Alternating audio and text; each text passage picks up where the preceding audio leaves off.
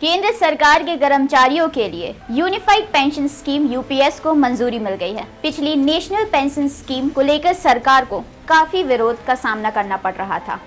कर्मचारी old pension scheme यानी कि ओपीएस को वापस लाने की मांग कर रहे थे। इसी कड़ी में सरकार कर्मचारियों के लिए नई स्कीम ले आई। जानेंगे क्या है ओपीएस, एनपीएस, यूपीएस और क्या वाकई यूपीएस पिछली पेंशन स्कीमों से बेहतर है। नमस्कार, मेरा नाम है आशी और आप देख रहे हैं IBC 24 महाकौशल। ओपीएस यानी कि ओल्ड पेंशन स्कीम में सरकारी कर्मचारियों को रिटायरमेंट के बाद मिलने वाली पेंशन के लिए एक भी पैसा नहीं देना पड़ता था। तो नौकरी के आखिरी महीने में जो भी सैलरी मिलती थी उसका आधा यानी 50% पेंशन बन जाती थी। अगर लास्ट सैलरी 80,000 है तो कर्मचारी को हर महीने 40,000 रुपए पेंशन मिलेगी। रिटायरमेंट के बाद कर्मचारियों को पेंशन राशि के साथ साल में 2 बार महंगाई भत्ते से संशोधन का भी फायदा मिलता था। बस एक शर्त थी कि सर्विस कम से कम 10 साल की होनी चाहिए। फिर 2004 में एनपीएस आया, जिसमें सरकारी कर्मचारियों की भर्ती हुई। केंद्र सरकार ने तय किया कि पेंशन के लिए उनकी बेसिक सैलरी में से ही हर महीने 10% काटा जाएगा। सरकार ने तय किया कि जितनी रकम कर्मचारियों की सैलरी से कटेगी उतनी ही रकम सरकार की ओर से भी जमा की जाएगी।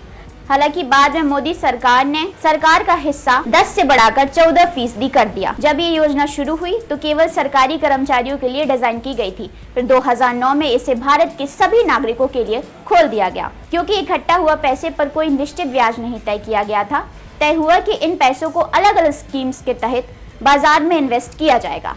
न्यू पेंशन स्कीम के तहत रिटायरमेंट के बाद कितना पैसा मिलेगा ये फिक्स नहीं था। फिर आई यूपीएस, यूनिफाइड पेंशन सर्विस। ये स्कीम भी योगदान वाले फॉर्मूले पर ही आधारित है। यूपीएस के कर्मचारी अपनी बेसिक सैलरी का 10% ही कंट्रीब्यूट करेंगे, लेकिन सरकार अपनी तरफ से कर्मचारियों की बेसिक सैलरी का 18.5% कंट्रीब्यूट करेगी। इसके अलावा यूपीएस में पेंशन की रकम भी तय की गई है। यूपीएस के तहत कर्मचारियों को मिलने वाली पेंशन उनके सर्विस के समय पर डिपेंड करेगी। अगर 25 साल की सर्विस हो गई है तो आखिरी 12 महीनों की जो सैलरी है उसके एवरेज बेसिक का 50% पैसा पेंशन के तौर पर मिलेगा। अगर 25 साल से कम और 10 साल से ज्यादा का समय हुआ है तब पेंशन की रकम सर्विस के सालों के हिसाब से तय की जाएगी। नई योजना के तहत रिटायरमेंट के बाद हर महीने कम से कम 10,000 रुपए पेंशन की गारंटी दी गई है। यूपीएस में कर्मचारियों के परिवार का भी ध्यान रखा गया है। अगर किसी कर्मचारी की मौत हो जाती है तो उनके परिवार को पेंशन मिलेगी। कर्मचारी को जो पेंशन मिल रही थी उस रकम का 60% हिस्सा परिवार को मिलेगा। पिछली स्कीमों में ये रकम तय नहीं की गई थी। आपको बता दें कि ये स्कीम 1 अप्रैल 2025 से लागू की जाएगी। साल 2004 के बाद रिटायर हुए 23 लाख कर्मचारियों को इस स्कीम का फायदा मिलेगा। कर्मचारियों को ऑप्शन दिया गया है कि वो पहले से चल रही एनपीएस यानी कि नेशनल पेंशन स्कीम या यूपीएस में से किसी एक का चुनाव कर सकते हैं।